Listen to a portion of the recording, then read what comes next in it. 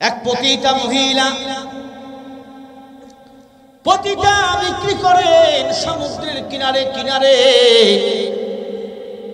হঠাৎ করে সমুদ্রের মধ্যে তুফান শুরু হয়ে গেল, ওই মহিলার গর্ভপাত হয়ে গেল। নৌকার মধ্যে যত যাত্রী ছিল সবাই মরে গেল, শুধু মা আর একটা ছেলে সন্তান তারা বেঁচে আছে। নৌকার মধ্যে ভাসতে ভাসতে ভাসতে ভাসতে সমুদ্রের মধ্যে ভাসতেছে ভাসতেছে ভাসতেছে ভাসতেছে। ওই নীলনদ ভাসতে ভাসতে সমুদ্রের কিনারায় চলে গেল। আল্লাহ বলে, আজরাইল মাটার জীবন নিয়ে আসো। আজরাইল বলে, আল্লাহ এখন এই মার জীবন নিয়ে আসবো, বাচ্চা কি খাবে, বাচ্চা কেমনে বাঁচবে? আল্লাহ বলে, আমি আল্লাহর হুকুম, যার যেখানে মৃত্যু হবে 1 সেকেন্ড সময় এদিক ওদিক করা যাবে।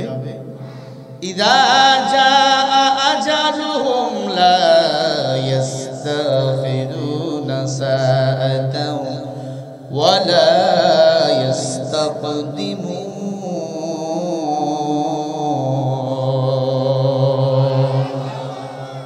যার যেখানে মৃত্যু লেখা থাকবে সেখানেই তার মরণ হবে। হয় হুন্ডা অ্যাক্সিডেন্ট, নয় পানিতে বইরা, নয় বাস অ্যাক্সিডেন্ট বইরা, যেমনি মরণ তেমনি লেখা থাকবে। মৃত্যু ঘটান কে? আজরাইল বলে, আল্লাহ এই বাচ্চাটাকে কে দুধ পান করাবে? আল্লাহ বলে, বাঁচানোওয়ালার মালিক আমি আল্লাহ। তুমি যতই মালয়েশিয়া থেকে রশি কিনে আনো, আল্লাহ আমাকে ফাঁসি দিবা। আল্লাহ কয়, তুই ফাঁসি দিতে পারবি না, তুই সুই ফুস কইরা মারবি। কারণ এই জমিনে তিনি শহীদ হয়েছে, কোন জালিম কোন বেঈমান তাকে ফাঁসিতে ঝুলিয়ে মারতে পারে না। ঠিক কিনা বলো? এই জমিনে আল্লাহ আমাকে যারা হত্যা করেছে তাদেরও আমরা বাংলার জমিনে ফাঁসি চাই, ঠিক না ঠিক? সবাইকে আমরা তাদের ফাঁসি চাই। কারা কারা ফাঁসি দাও, হাত তুলে দেখাও মুসলমানেরা।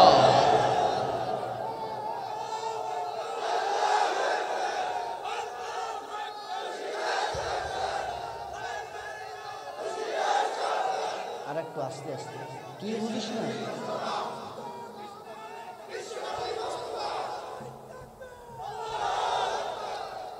যারা আমাদেরকে অপরাধী বানাইছিল তারা আজকে অপরাধী, ঠিক কিনা? ইন্টারনেট বন্ধ করে আমার দেশের ছোট্ট ছোট্ট সোনামণিদের গুলি করা হয়েছিল। ফেসবুক বন্ধ করে দিয়ে আমার দেশের কলিজার টুকরা যুবকদেরকে হত্যা করা হয়েছিল। এ স্বাধীন বিএনপি করে নাই, জামাত ইসলাম করে নাই, আমার দেশের কলিজার টুকরা সন্তানরা এই দেশকে তৈরি করে স্বাধীন করেছে। এদেশ নিয়ে কেউ বাড়াবাড়ি করবেন না, তাহলে পিঠির চামড়া একটা থাকবে না। এদেশ শহীদ আবু সাঈদের দেশ, এদেশ শহীদ মুগ্ধর দেশ, এদেশ শহীদ বিপ্লবের দেশ, এদেশ শহীদ মুজাহিদের দেশ, এদেশ আল্লামা সাঈদী রহমাতুল্লাহ আলাইহির দেশ, এদেশ শহীদ আল্লামা আহমদ শফি রহমাতুল্লাহ আলাইহির দেশ, এদেশ শহীদ জুনায়েদ বাবুনগর রহমাতুল্লাহ আলাইহির দেশ। এদেশ নিয়ে বান্দারানি করবা তা লেজ ধরে ভারত বা আমেরিকায় পাঠিয়ে দেবে। আজকে মাদকটাকে নিয়ে আদালতে যাচ্ছিল জুনাইদ আহমদ পলক, পলকে পলকে নেট বন্ধ করে, চোখ ফিরাইতে নেট নাই। হোমা কি কেসা আমার শিবির আগুন লাগাইছে, কানের নিচে বাম বাম করে বাড়ি মারা দরকার। কথা কম।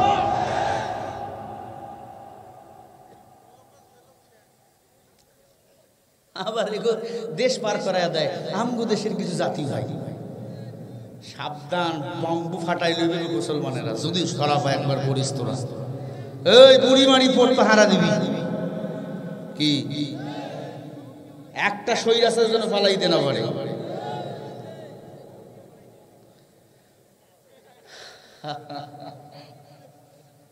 আমরা চেয়েছিলাম দেশ পদত্যাগ, আল্লাহ কয় না দেশ ত্যাগ হবে। দেশ ত্যাগ জুনাইদ আহমদ পলক আদালতে যাচ্ছে মানুষ, কিন্তু হাজার হাজার কোটি টাকা সে চুরি করেছে, পাচার করেছে বিদেশি, কোটি কোটি কোটি কোটি টাকা। আর কইতে হুজুররা দেশ খাইলো, তোর বাপের মাথা খাইছি বেটা। কোটি কোটি টাকা চুরি করে। পৃথিবীতে এদের মতো চোর আর এখনো দেশে নাই। ওবাইদুল কাদের চোর, কথা কয় না? এরপরে হাসানুল গিনু চোর। যত এমপি মন্ত্রী আছে, পার্লামেন্ট থেকে শুরু করে মেম্বার পর্যন্ত দেশের আওয়ামী লীগের যারা, এরা সব চোর, সব বদমাইশ, সবগুলোর বাড়ি ঘর জমিনের সাথে মিশে দেওয়া দরকার। এদের সম্পদগুলো ব্যাংক জব্দ করে সাধারণ পাবলিকের কাছে টাকাগুলো ফিরিয়ে দেওয়া দরকার। সালমান এফ রহমান দরবেশ চোর। কি নারী রে, মনে আছে আউলিয়া কুদরত। আরে বদমাইশ, কি মন খারাপ? সভাপতি সাহেব মন খারাপ নাকি? ভাই মন খারাপ, একটু হাসেন।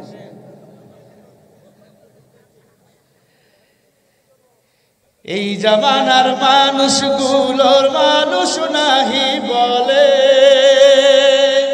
গরু ঘোড়া হার মানাইয়া, গরু ঘোড়া হার মানাইয়া হায়নার মতো চলে। আমি কেন আইলাম রে এই জামানাতে, আমি কেন আইলাম রে ও মাওলা, কেন আইলাম রে এই জামানাতে, আমি কেন আইলাম রে। ঠিক কিনা?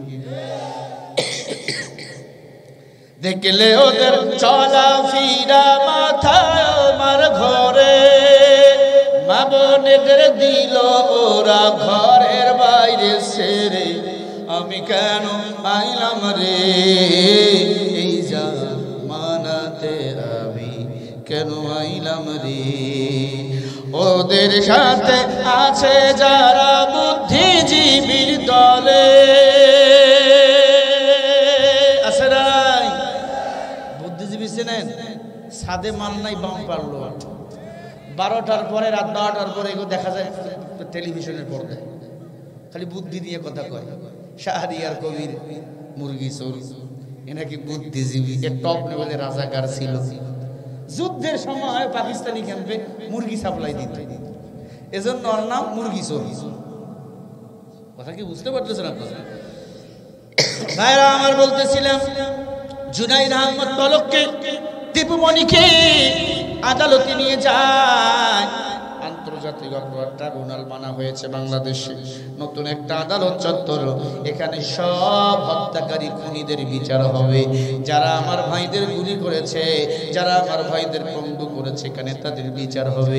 আদালতে যখন তুলবে, হাজার হাজার মানুষ জুতা নিয়ে রেডি, হাজার হাজার মানুষ লাঠি নিয়ে রেডি, মহিলারা ঝাড়ু নিয়ে রেডি। কারণ শুধু মহিলার খায় নাই, পুরুষ ছোট্ট বাচ্চা সবার টাকা মেরে খেয়েছে। জুনাইদ আহমদ পলক হাত তুলে বলে, আমার জন্য দোয়া চাই, আমি যেন আবার বাইর হইয়া চুরি করতে পারি। দোয়া চাই, তাছাড়া কি? অথবা এটা বলতে পারে, আমার জন্য দোয়া চাই, আমার অবস্থা ভালো না, আমার বাটাম ফুটাইছে পুলিশেরা। কথা কয় না? আমার পিছন ভালো নাই, ডিম খালি দিতেছি। কি কথা কয় না? আবার মাঝে মাঝে প্রধানমন্ত্রীও গাইতেছি, আয় আমাকে পাশায় ডিম দিছে, তোর পাশায় আমরা কুসকুম দুমু, বড় কুসকুম। এই কুসকুম চেনি? চাল কুমড়া। কথা কয় না কেন? আল্লাহু আকবার কও।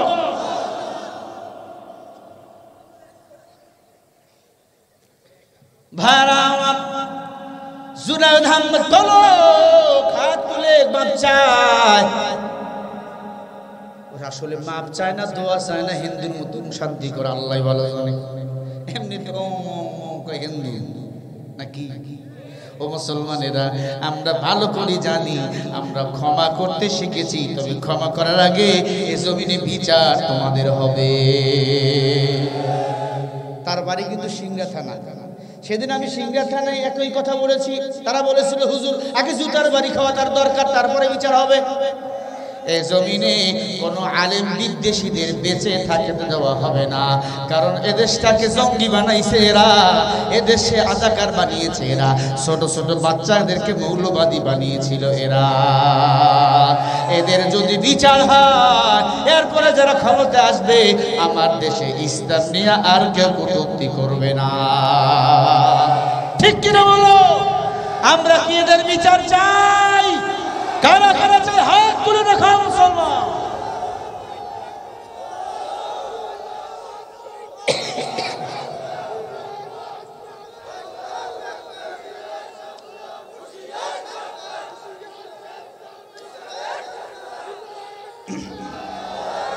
হায়রে সাদের দুনিয়ায় মানুষ পাওয়া বড় দায়, মানুষ দেখতে চলো এবার জাদু ঘরে যাই সবাই। মানুষের পেটে জন্মে মানুষ, পশুর পেটে হয় পশু, আল্লাহ জানে কোন বা পেটে জন্মেছিল যশবুষ, কোন বা ছিল যশবুষ। তোমরা তাকে যদি মানুষ বলো আমার বলার কিছু নাই। হায়রে কথা ঠিক না বে ঠিক? রাস্তাঘাটে যায় না চলা এই মানুষের ভিড়ে, এই মানুষের ভিড়ে কেহ অন্যের পকেট মারে, ভাইরে অন্যের পকেট মারে, আসে না নাই? তোমরা তাকে যদি মানুষ বলো, তোমরা তাকে যদি মানুষ বলো আমার বলার কিছু নাই। হায়রে সাদের দুনিয়ায় মানুষ পাওয়া বড় দায়, মানুষ দেখতে চলো এইবার জাদু ঘরে যাই সবাই। চেহারাটা দেখতে ভালো, পোশাকটা চমৎকার, অন্তরে তার কাদা ভরা, দিলটা বড় কাদাকার, দিলটা বড় কাদাকার। তোমরা তাকেও যদি মানুষ বলো আমার বলার কিছু নাই। হায়রে সাদের দুনিয়ায় মানুষ পাওয়া বড় দায়, মানুষ দেখতে চলো এবার জাদু ঘরে যাই সবাই। জাদুঘর কোথায়? আসল জাদুঘর হলো কোরআনের মাদ্রাসা, নবীর ঘর। ঠিক কিনা? যাদের সিনায় কোরআন নাই তাদেরকে আমি মানুষ বলি না। অনেক যুবক দাঁড়িয়ে দাঁড়িয়ে প্রস্রাব করে। এ ভাই দাঁড়িয়ে প্রস্রাব করে গরু ছাগল ভেড়া, তুমি কি ভাই তুমি দাঁড়িয়ে কেন মারো? খালি মারে না, অনেকের ঘরও আছে প্রাচীর প্রস্রাব কইরা প্রাচীর ফাটায় লয়, আসেনি? দুঃখ রে মা, দোয়া করে আল্লাহরে হেদায়েত দেই, হেদায়েত হয় না, দিন যত যায় ততই সিপের গোড়ায় বসে নেইমার, মেসি, ও মাসির ভক্ত। যুবক দাঁড়িয়ে দাঁড়িয়ে প্রস্রাব করে, আল্লাহ কসম দাঁড়িয়ে প্রস্রাব করো, এজন্য লজ্জা স্থানে ক্যান্সার হয়। দাঁড়িয়ে প্রস্রাব করলে প্রস্রাব ক্লিয়ার হয় না, আর প্রস্রাব যদি কারো ক্লিয়ার না হয় ওই বান্দার ক্যান্সার হতে আর দেরি হয় না। মুসলমান ইমানদার আসল মানুষ দেখতে হলে কোরআনের মাদ্রাসায় যেতে হবে। এই কোরআনের মাদ্রাসার কত দাম! এই কোরআনের মাদ্রাসাগুলো বড় বড় আলেমদেরকে জন্ম দেয়, ঠিক না ঠিক? আর আলেমরা হলো নায়েবে নবী, অতএব মাদ্রাসার পক্ষে থাকবেন, মাদ্রাসার বিরোধিতা কেউ করব না। হায়াতের মালিক কে বলছিলাম? পানির তক্তার উপর পুরা নৌকার যাত্রী সবাই মরে গেল, বেঁচে আছে কে? মা আর ছোট্ট একদিনের বাচ্চা। মাকে আজরাইল সাজদা করে ফেললো, অর্ডার কার? জোরে বলেন কার? মুসলমান, আমি আবার শুরু থেকে আপনাদেরকে ইয়াদ করে বলতেছি, কত পৃথিবীর প্রেসিডেন্ট ছিল, জালিমদের প্রেসিডেন্ট ছিল, নাম ছিল সাদ্দাত, অবৈধ সন্তান ছিল। নৌকার মধ্যে তার মা দেহ বিক্রি করত, নৌকার মধ্যে চলতেছিল, মা গর্ভবতী, নৌকার সব যাত্রী মরে গেল, ঝড় আর তুফান শুরু হয়ে গেল। তক্তার মধ্যে মা আর ছেলে ভাসতেছিল, মাকে আল্লাহ মেরে ফেলে দিলেন। ও মুসলমান, মাকে যখন মেরে ফেলে দিলেন, ছোট্ট বাচ্চা ভাসতে ভাসতে ভাসতে ভাসতে সমুদ্রের কিনারে চলে গেল। কিভাবে বাঁচবে? একটা বাঘিনীর সন্তান হয়েছিল, মারা গেছে ঝড়ের মধ্যে। ওই বাঘিনী সমুদ্রের মধ্যে পানি পান করতে আসে, দুইটা পা সমুদ্রের মধ্যে নামাইয়া দিছে। আর ওই বাচ্চাটা তক্তার মধ্যে ভাসতে ভাসতে ফেনায় মাইখা, ফেনার সাথে মিশে গেছে, কুচুরি পানার সাথে মিশে গেছে। ওই বাচ্চার মুখের মধ্যে বাঘিনীর বাট ঢুকে গেছে, ওলান ঢুকে গেছে। বাচ্চা মায়ের দুধ মনে করে টান মারছে, বাঘের ভালো লাগছে, বাঘিনী কোলে করে নিয়ে জঙ্গলায় চলে গেছে। আল্লাহকে আজরাইল ডাক দিয়া বলে, আল্লাহ তুমি যারে খাওয়াও বাঘের দুধ খাইয়াও বড় করা।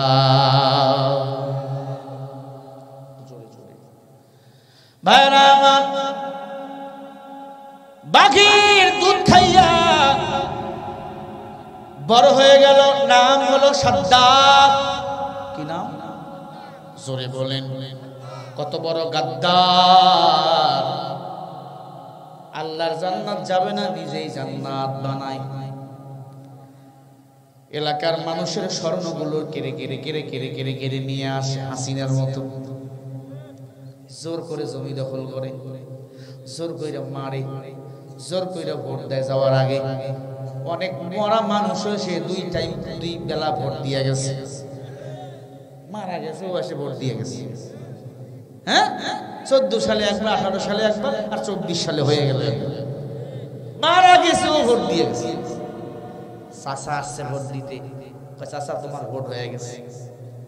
ও চাচা, চাষি কিন্তু আসছিল ভোট দিতে, চাষিরটা হয়ে গেছে। চাচা কয়, বাবা রে, তোর চাষি এত বড় স্বার্থপর, আমারে ছাড়া কোনোদিন থাকতো না, 5 বছর আগে মারা গেল, ভোট দিয়ে গেল, আমার সঙ্গে দেখা করলো না। এ ভাই, হয় কি হয় না? অনেক মরা মানুষের তার নামেও মামলা হয়েছে। মুসলমান ইমানদার, সাদ্দাত এলাকার নারীদের স্বর্ণ কেড়ে নেয়। এক বুড়ির স্বর্ণ জোর করে কেড়ে নিয়েছে। বুড়ি দোয়া করে, আল্লাহ আমার যে রক্ত ঝরাইছে তার মনের আশা যেন পুরা না হয়। আমার হাজার হাজার মায়ের রক্ত ঝরাইছিল এই হাসিনা, 40 সাল পর্যন্ত নাকি ক্ষমতায় বসে থাকবে।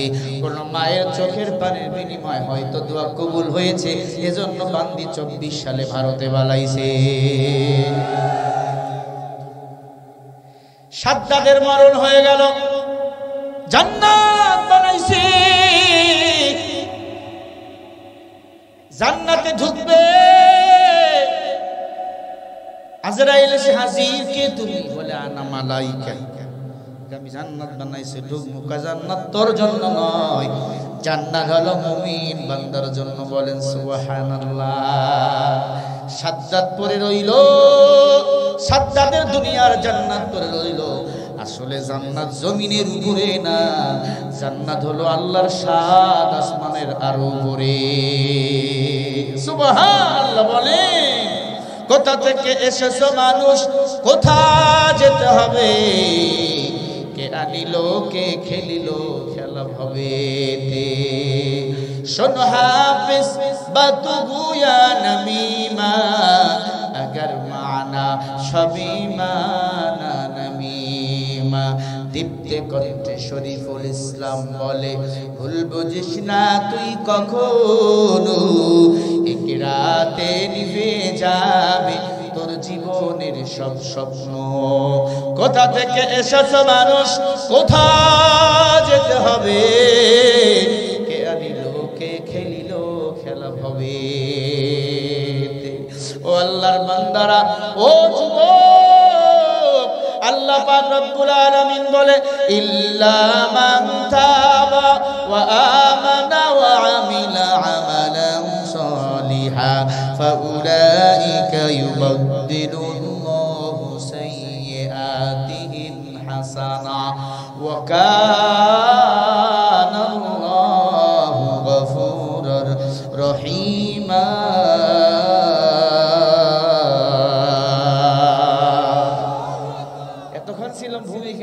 এগুলো মূল আলোচনা, কারণ একটু মাঠ গরম করাও দরকার। আল্লাহ বলে তারা নয় যারা তাওবা করেছে, গুনাহ ছেড়ে দিয়েছে, আমি আল্লাহ তাদের গুনাহগুলোকেও নেক বানিয়ে দিই। সুবহানাল্লাহ বলে না, আরো জোরে কোন। আল্লাহ বলে যারা তাওবা করেছে, বেশি বেশি নেক আমল করে, ফাউলাইকা ইবাদদিলুল্লাহু সাইয়্যাতিহিম হাসানা, সৎ কাজ করেছেন, আমি আল্লাহর কাছে ফিরে এসেছে, আমি আল্লাহ তাদের গুনাহগুলোকেও নেক বানিয়ে দিই। সুবহানাল্লাহ। ওয়া কানাল্লাহু গফুরার রহিম।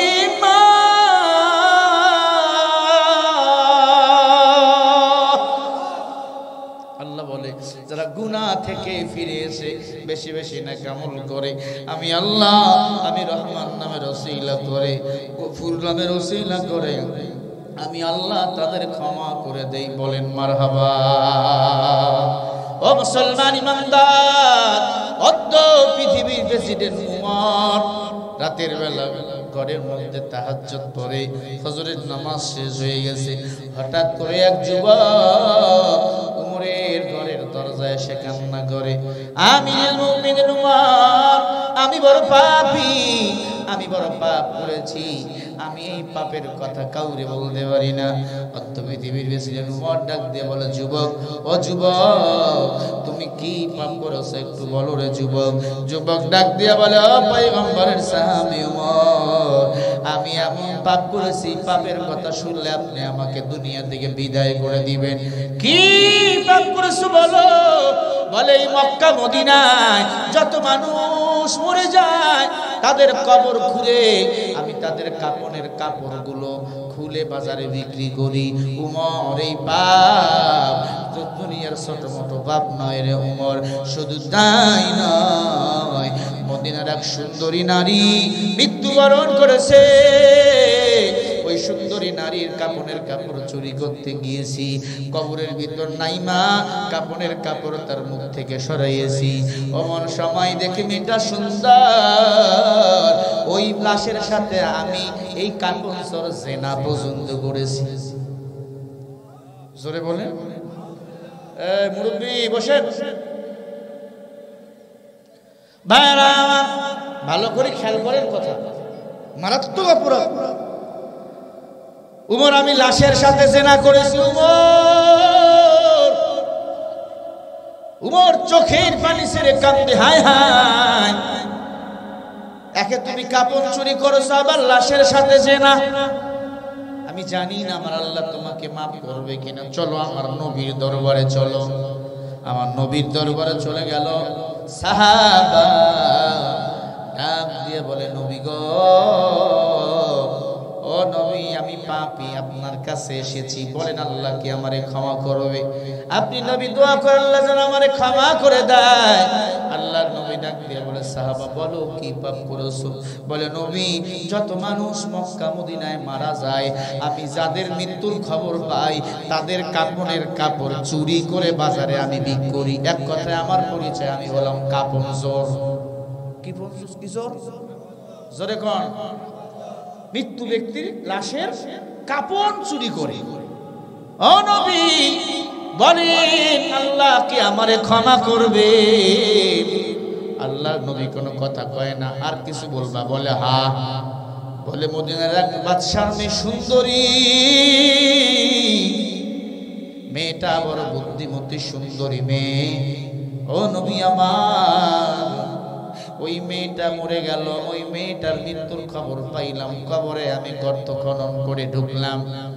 আমার ইচ্ছা ছিল আমি শুধু কাপড়ের কাপড়েই চুরি করব, কিন্তু না, মুখ থেকে যখন কাপড়ের কাপড় সরাইলাম, ও নবী আমার, মেয়েটা এত সুন্দর, আমি তার রূপ দেখে পাগল হয়ে গেলাম। নবী, আমি ওই মেয়েটার সাথে জেনা করলাম, মরা লাশটাকে উলঙ্গ করে ফেললাম, কাপনের কাপড় আমার হাতের মধ্যে নিলাম, ব্যাগে ঢুকাইলাম, উলঙ্গ লাশের সাথে আমি জেনা করে লাশটাকে দাফন করে আমি আবার রেখে আসলাম। বাজারে ওই কাপড় বিক্রি করলাম। আমি যখন ওই বিছনার মধ্যে পিঠ লাগাই, হঠাৎ করে ওই লাশ এসে আমার ডানে বামে আমাকে উকি দেয় আর কান্দে, তুই কি করলি রে কাপুরচোর? আমি লাশের সাথে তুই জিনা করেছিস, আমি লাশের বড় কষ্ট হয়, আমার লাশের বড় কষ্ট হয় রে কাপুরচোর। ও নবী, আমি ঘুমাইতে পারি না, খাইতে পারি না, খাওয়ার সামনে লাশ এসে হাজির হয়। ঘুমাইতেছি, হঠাৎ করে দেখি ওই লাশ আমার পাশে এসে ঘুমায়। আল্লাহু আকবার বলেন। ও মায়ার নবী,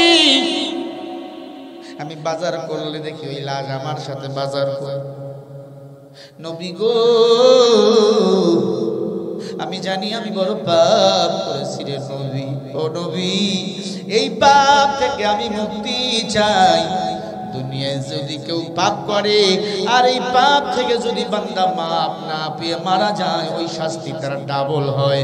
নবী বলেন, আমি কি করলে এই লাশ থেকে মুক্তি পাবো এবং আমার আল্লাহ আমারে ক্ষমা করে দিবেন? আল্লাহ নবী বলে, তুই দূর হ, আমার দরবার থেকে দূর হ। আল্লাহর বান্দা পাগলের মতো দৌড়ায়, ঘরে ঘুমাইতে পারে না, লাশ এসে বারবার আক্রমণ করে, বাজারে যাইতে পারে না, খাইতে পারে না, পাহাড়িয়া জঙ্গল পাহাড় দিয়ে হাঁটতেছে। হঠাৎ করে আল্লাহর নবীর কাছে আয়াত নাজিল হয়ে গেল, ওয়াসারিউ ওয়াসারিউ। আল্লাহ বলে, নবী, যারা গুনাহ মাফের জন্য দৌড়ায়, আমি আল্লাহ তাকে বড় ভালোবাসে ক্ষমা করে দে। সুবহানাল্লাহ বলে। ওই যুবক দৌড়াইতেছে কি মাফের জন্য? জোরে বল।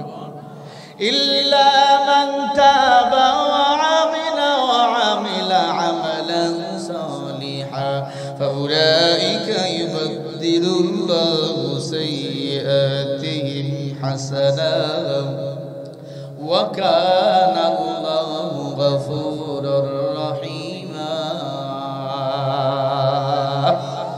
জোরে বলুন আল্লাহু আকবার। আল্লাহ বলে, যারা তাওবা করে, নেক আমল করে, ভালো কাজের দিকে ফিরে আসে, আমি আল্লাহ তাদের গুনাহগুলোকেও নেক বানিয়ে দেই। সুবহানাল্লাহ বলেন। ওয়া কানা আল্লাহু গফুরুর রহিমা। ক্ষমাশীল হলেন কে? আল্লাহ যখন এই মেসেজ দেয় আল্লাহর নবীকে আল্লাহ তাআলা জানিয়ে দেয়, নবী ওই যুবকের কাছে যাও, ওই যুবকের সাথে আপনার এখন কথা বলা দরকার। যুবক পাগলের মতো হইয়া গেছে, আমার তো বাঁচার উপায় নাই, মারা গেলেই জাহান্নামী। ও যুবক, একবার জেনা করলে ৭৭,০০০ বছর জাহান্নাম। এক ওয়াক্ত নামাজ যদি ইচ্ছা করে ছেড়ে দাও, ২,৮৮,০০,০০০ বছর জাহান্নাম। যুবক পাগলের মতো পাহাড়ে ছটফট করে, বিশাল বড় পাহাড়, ওই পাহাড় থেকে একবার যদি পা পিছলে পড়ে যায়, যুবকের মরণ ছাড়া কোনো উপায় নাই। আল্লাহর নবী খুঁজতেছে, যুবকের দেখা পায় না। শেষ পর্যন্ত আমি কি বলবো? পিছনের ভাইরা কিছু বলেছেন না? বলবো আমি? কারা কারা একটু হাত তুলে দেখান। নারায়ে তাকবীর। আল্লাহ কবুল করেন। জোরে বলেন। এই মহিলারা আছে নাকি? মহিলা আছে এমন না বেশি? এতদিন ছিল মায়েরা দেশের সরকার, ওদের জন্য এখন কিছু ওয়াজ করা দরকার, কারণ তারা পদত্যাগ করে পালিয়েছে। কিছু নসিহা করা দরকার, কারণ দীর্ঘদিন ওনারাই ছিল এদেশের সরকার, যেমনি হোক হয়েছিল, ঠিক কিনা? ও মা, তোমাদের মতো মা আসিয়ার ছিল একজন দাসী। আসিয়ার দাসী একটা ছেলে ছিল, একটা মেয়ে ছিল। আসিয়ার দাসী ৫ ওয়াক্ত নামাজ আদায় করত। সুবহানাল্লাহ বলেন না? ফেরাউনের মাথা গরম, আসিয়ারে কিছু বলতে পারতো না, কারণ ফেরাউনের চরিত্র ভালো ছিল না। বউর কাছে পারতো না, বউকে সুখ দিতে পারতো না। দাসী নামাজ পড়তেছে, দাসীর চুলের মুঠি ধরে টানতে টানতে টানতে টানতে আগুনের মধ্যে নিয়ে গেল। হঠাৎ করে সেনাপতিদের ডাক দিয়ে বলে, ও সেনাপতি, তোমরা বিশাল বড় একটা গর্ত করো, গর্তের মধ্যে কড়াই দাও, আগুন জ্বালাও, তেল দাও। মেয়েটাকে বলল, শোনো, আনা রব্বুকুমুল আলা, আমাকে রব বলো। আমি ফেরাউনকে যদি রব বলে স্বীকার করো, তোমাকেও বাঁচাইয়া দেবো, তোমার ছেলে তোমার মেয়েকে বাঁচাইয়া দেবো। মেয়েটার বয়স 8 বছর, ছেলেটার বয়স 8 মাস। আল্লাহু আকবার। মেয়েটা যুবতী মেয়ে, স্বামী নাই। ডাক দিয়া বলে, ফেরাউন, তুমি কাকে ভয় দেখাও? মুসলমানের রূপ দেখেছো, এখনো রং দেখো নাই। ও ফেরাউন, তুমি আমাকে যতই মারতে চাও না কেন, পারবা না। আমার সিনায় রয়েছে আল্লাহর কালাম। আল্লাহু আকবার। ফেরাউন পাগল হয়ে গেল, বিশাল বড় গর্ত করলো, কড়াইয়ের মধ্যে তেল, হাজার হাজার মানুষ জমা হয়ে গেল, ঢোল পিঠা হলো। মানুষ বলল, ফেরাউন, তুমি কি পাকওয়ান করবা না, জিলাপি করবা না, পেঁয়াজু করবা? ফেরাউন বলে, না, আমি এখানে একজন মুসা নবীর উম্মতকে হত্যা করব। মেয়েটার হাত বেঁধে দিল, পা বেঁধে দিল, চোখ বেঁধে দিল। মেয়েটার জবানের মধ্যে আল্লাহর জিকির। আল্লাহু আকবার। আল্লাহ বলেন, ফাযকুরুনি আযকুরুকুম ওয়াশকুরুলি ওয়ালা তাগফিরুন। আল্লাহ বলে, যে আমারে ভুলে না, আমি আল্লাহ তারে ভুলি না। ও নবীর উম্মত, ও পর্দার, আপনাদের ঈমান কত মজবুত। আসিয়ার দাসীকে হাতের মধ্যে রশি লাগাইয়া, পায়ের মধ্যে রশি লাগাইয়া ঝুলানো হলো গরম তেলের মধ্যে। ঈমান ছাড় পায় না। ইবলিস কয়, শোনো ফেরাউন, এ মহিলার ঈমান যদি কেড়ে নিতে চাও, তার সন্তানগুলোকে তার চোখের সামনে আগুনে ফালাই দিতে চাও, তাহলে দেখবা ছেড়ে দিবি ঈমান। মহিলাকে নামা হলো, ছোট্ট বাচ্চা, কেউ বলেছে 2 বছরের বাচ্চা, কেউ বলেছে 8 মাসের বাচ্চা, তবে মা মা বলে ডাকতে পারে, তাহলে 2 বছরই হবে। এত সুন্দর ফুটফুটে চেহারা। ওই বাচ্চাটাকে তেলের মধ্যে উল্টা করে ধরলো, পায়ের মধ্যে রশি লাগাইয়া। ছোট্ট দুধের বাচ্চা ডাক দিয়া কয়, মা। নিচের থেকে তেলের তাপ ওঠে, মা, সহ্য করা যায় না রে মা। ও মা,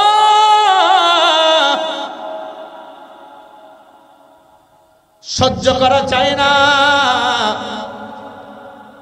মা, তুমি বাঁচাও। আর যদি বাঁচাইতে না পারো, হাসরের ময়দানে আল্লাহর জান্নাতে দেখা হবে। কত সুন্দর ইমাম, তাদের সিনায় ছিল আসমানি কিতাব। আজ আমাদের সিনায় আসমানি কোরআন। আলেমদের সিনাটাও বড় সুন্দর, বড় দামি। সবাই টাকার কাছে বিক্রি হয়, কোন আলেম টাকার কাছে বিক্রি হইয়া জালিমের কাছে মাথা নত করে না। ঠিক কিনা বলো?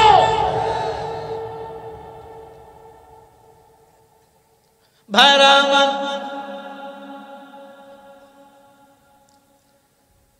ছেলেটাকে ঝুলাইল, মেয়ে ঈমান ছেড়ে দেয় না। কি করলো এবার? 8 বছরের মেয়েটাকে চুলের সাথে বেঁধে, পাগুলো তেলের মধ্যে লাগবে লাগবে ভাব। আসিয়াকে বেঁধে রাখছে। আসিয়া, খবরদার খবরদার, তুই কথা বলতে পারবে না। আসিয়া বলে, ফেরাউন, আল্লাহর নবীর উম্মতের সাথে বেয়াদবি করিস না, আল্লাহর আযাব তোকে পাকড়াও করবে। আল্লাহ বলে, ফাআলুল লিমা ইউরিদ, জালিম যত বেশি সীমা লঙ্ঘন করবে, তত দ্রুত তার পতন ঘটাবো আমি আল্লাহ। ও মুসলমানের দল, ও পাটগ্রামের মানুষ, ইসলাম প্রিয় মানুষ, কোরআন প্রেমিক মানুষ, বানাও না একটা সন্তান দে কোরআনের হাফেজ, বানাও না একটা সন্তান দে আলেম। একজন হাফেজ 10 জন জাহান্নামীকে সুপারিশ করে জান্নাতে নিয়ে যাও। এই হোসনাবাদ 12 তারিখ ভাঙ্গার পর মদিনাতুল মুরানি কিন্ডারগার্টেন হাফিজিয়া মাদ্রাসা দুইটা ছেলেকে বন্দি করাইলাম। এদের মা বাবার কপাল ধন্য। আল্লাহ তাআলা এদের মাথার মধ্যে কিয়ামতের ময়দানে নূরের টুপি পরাইয়া দিবেন। সুবহানাল্লাহ, জোরে কও।